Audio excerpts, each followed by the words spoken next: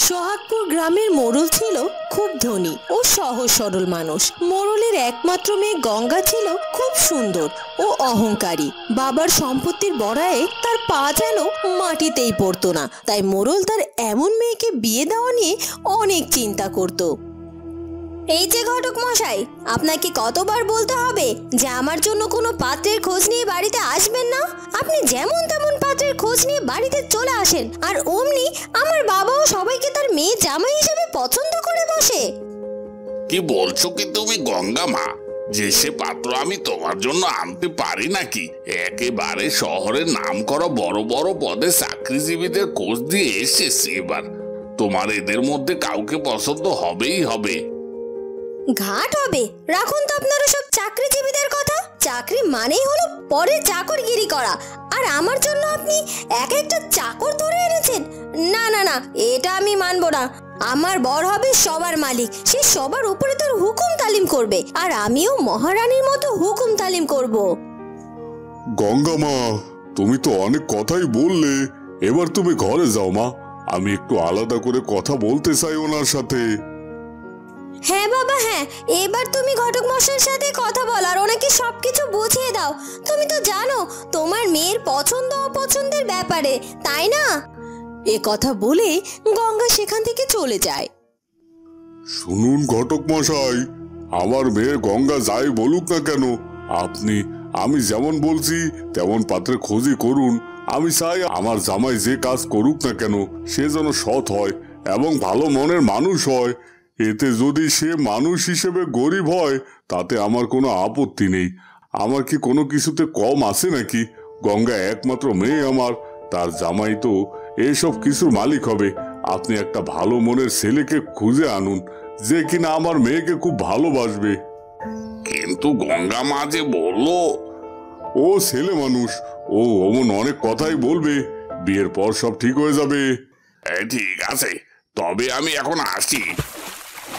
এরপর ঘটক মশাই সেখান থেকে চলে যায়।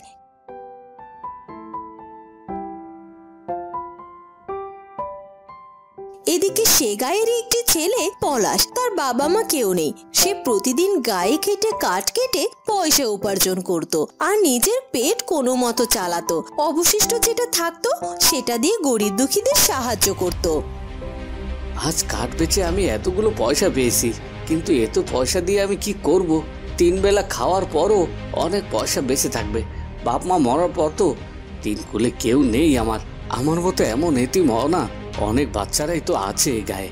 আমি বরং তাদের জন্য এই পয়সা দিয়ে কিছু কিনি এবং ওদেরকে কিছু দিলে তো ওদের হয়তো খানিকটা কষ্ট দূর হয়ে যাবে।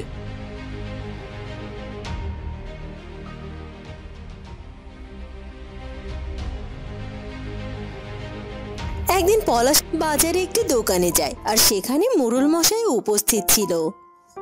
দাদা, ছোট ছোট বাচ্চা ছেলে মেয়েদের জন্য আমায় কিছু জামা কাপড় দেওয়া যাবে? অবশ্যই যাবে, কেন দেওয়া যাবে না? তবে হ্যাঁ, আমি কিন্তু বাকি বেচি না। বাকি চাইলে তা কিন্তু দেওয়া সম্ভব না। না না, বাকি নিতে চাইবো কেন? এই দেখো, আমি পয়সা এনেছি। আমার উপার্জনের টাকা দিয়ে আমি জামা কাপড় কিনতে এসেছি। অনেকগুলো জামা কাপড় লাগবে, আমায় দাও। এতগুলো বাচ্চা ছেলে মেয়েদের জামা কাপড় দিয়ে কি করবে গো? আসলে তোমরা সবাই তো জানো আমার 3 কুলে কেউ নেই, তাই আজ কাঠ বেচে আমি অনেকগুলো পয়সা পেয়েছি। এই পয়সা আমি রেখে কি করব বলো? আমার খাওয়া পয়সাটুকু রেখে বাকিগুলো দিয়ে আমি গায়ের গরিব ছেলে মেয়েদেরকে জামা কাপড় আর খাবার উপহার দিতে চাই। বাহ, বেশ ভালো কথা। এই নাও জামা কাপড়। এরপর পলাশ বেশ কিছু জামা কাপড় নিয়ে দোকান থেকে চলে যেতে থাকে। তখন মোড়ল মশাই তাকে ডেকে বলে, দাঁড়াও বাবা, তোমার নাম কি? আমার নাম পলাশ, আর আপনি? আমি এই গায়ের মোড়ল হয়েও তোমার সামনে আজ নিজেকে বড্ড ছোট লাগছে। কারণ আমাদের এত সহায় সম্পত্তি থাকার পরেও হয়তো আমাদের মনটা এত উদার নয়। এতক্ষণ তোমায় দেখলাম, তোমার এই দানশীল মনোভাব দেখে তোমাকে আমার খুব ভালো লেগেছে। আমি তোমার উপরে ভীষণ খুশি হয়েছি। সারা জীবন এমনই থেকো বাবা। ছি ছি কর্তা বাবু, আপনার সাথে আমার তুলনা করবেন না।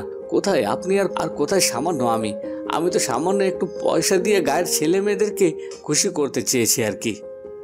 ঠিক আছে, তুমি কাল একবার আমার বাড়িতে আসতে পারবে বাবা? তোমার সাথে আমার দরকারি একটু কথা আছে।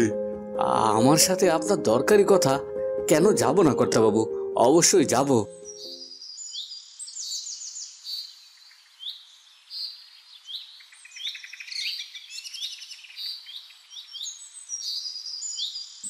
পরদিন সকাল সকাল পলাশ মোড়ল বাড়িতে যাওয়ার উদ্দেশ্যে রওনা দেয়। গঙ্গা, আজ একটি ছেলে আমাদের বাড়িতে আসবে, আর তার সাথে তোর আমি বিয়ে দেব। ছেলেটি খুব ভালো রে মা, বড় উদার মনের মানুষ। তাই নাকি বাবা? তা ছেলেটি শুধু উদার হলেই হবে তো? আর কিন্তু ধনীও হতে হবে। তোমার পছন্দের উপর যদিও আমার আস্থা আছে বাবা, তা ছেলেটি বুঝি শহর থেকে আসছে? এলেই দেখতে পাবি। কর্তাবাবু, আসতে পারি? ওই তো চলে এসেছে। কর্তাবাবু, আমায় ক্ষমা করবেন, আসতে একটু দেরি হয়ে গেল। আসলে বাজারে কাঠ বিক্রি করতে একটু সময় লেগে গেল তো, তাই আর কি।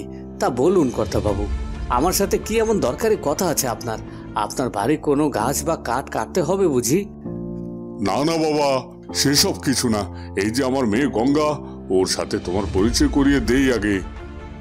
বাবা, এসব কি বলছো? কি ভেবে চিন্তে কথা বলছো তো, নাকি আমার সাথে তুমি মজা করছো? এই ছেলের সাথে তুমি আমার পরিচয় করিয়ে দেবে মানে? এটা তো একটা কাঠুরিয়া মনে হচ্ছে। শুধু পরিচয় করিয়ে দেব না, ওর সাথে আমি ঠিক করেছি তোকে বিয়ে দেব। এসব কি করে হতে পারে? এই সামান্য কাঠুরিয়াকে আমি বিয়ে করব?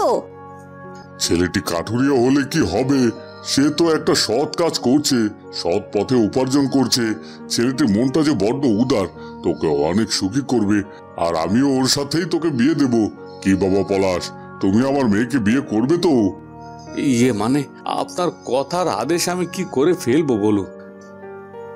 বাবা, এটা কিছুতেই হতে পারে না। আমি তোমার বিয়ের এই সিদ্ধান্ত কিছুতেই মেনে নেব না।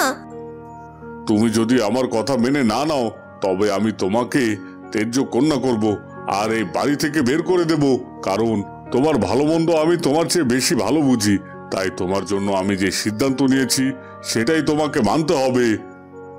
এরপর গঙ্গা বাধ্য হয়ে মোড়লের কথা মেনে নেয়, আর তার সাথে পলাশের বিয়ে হয়ে যায়।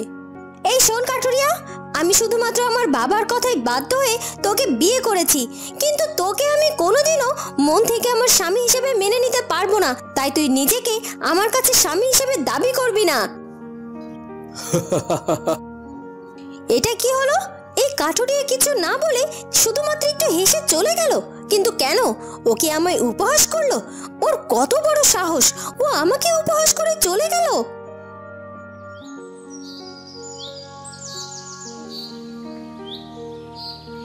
কি আমি ভেবেছিলাম ওই কাঠুরিয়া হয়তো আমার সাথে যেচে পড়ে কথা বলবে, কিন্তু এ তো দেখছি আমার চেয়েও বেশি জেদি। ও আমার সাথে ভালো করে কথাও বলছে না। এদিকে খিদে আমি মরে যাচ্ছি। ওর সাথে আমি কথা বলবো না বলে ওকে বলতেও পারছি না আমার ক্ষুধার কথা। কিন্তু না, আমি আর কতক্ষণ না খেয়ে থাকবো? কোথায় থাকে এই বাড়ির খাবার দাবার? এরপর গঙ্গা কাঠুরিয়ার রান্নাঘরে যায়। মনে হচ্ছে ওখানে বাটিতে কিছু রাখা আছে। ও হ্যাঁ হ্যাঁ, ওটাই বরং আমি খেয়ে নেই।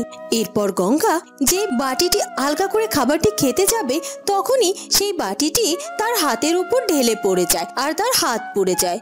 আহ, ও মা গো, পুড়ে গেল, জ্বলে গেল। এই সময় ওই কাঠুরিয়াটাও বাড়িতে নেই। এখন এই পোড়া হাত নিয়ে আমি কি করব? আহ আহ,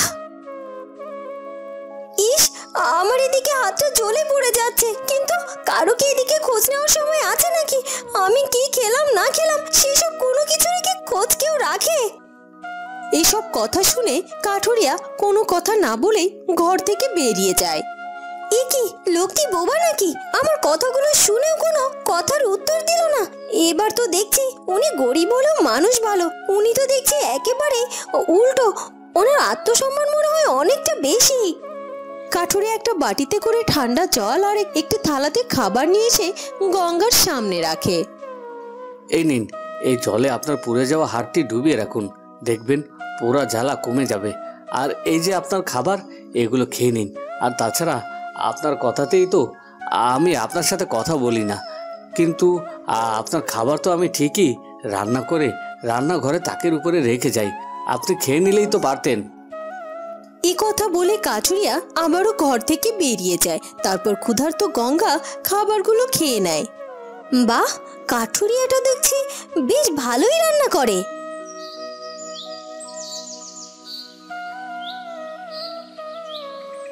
এরপর কেটে যায় আরো একটা দিন।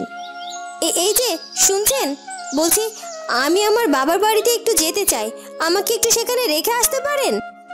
বেশ, আপনি তৈরি হয়ে থাকবেন, আমি কাজ সেরে এসে আপনাকে সেখানে পৌঁছে দিয়ে আসবো।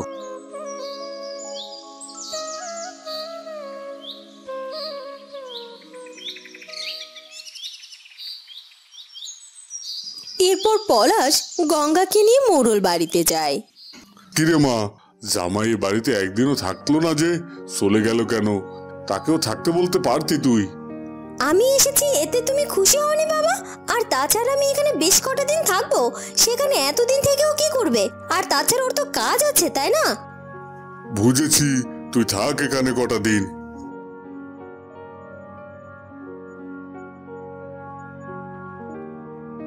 এরপর কেটে যায় বেশ অনেকগুলো দিন। এ কি, লোকটি একটিবারের জন্য আমার খোঁজও নিচ্ছে না, আমার এই বাড়িতেও এলো না আমাকে দেখার জন্য। সে কি আমার কথা ভুলে গিয়েছে, নাকি আমাকে সে একেবারে সারা জীবনের মতো এই বাড়িতে পাঠিয়ে দিয়ে গেছে? সে যাই হোক না কেন, ভালোই তো হলো। আমি তো শুধু এটাই চেয়েছি, তাহলে আমি কেন তার কথা শুধু শুধু এত ভাবছি?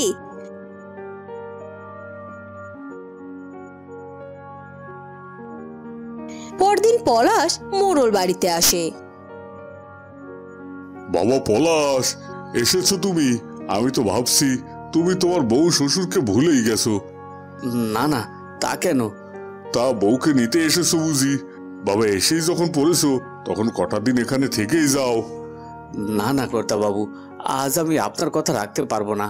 আপনার কথা রাখতে আমি আপনার মেয়েকে বিয়ে করেছিলাম, তবে আমার মনে হয় এই বিয়েতে আপনার মেয়ের জীবন সুখী হওয়ার চেয়ে আরও নষ্ট হয়েছে।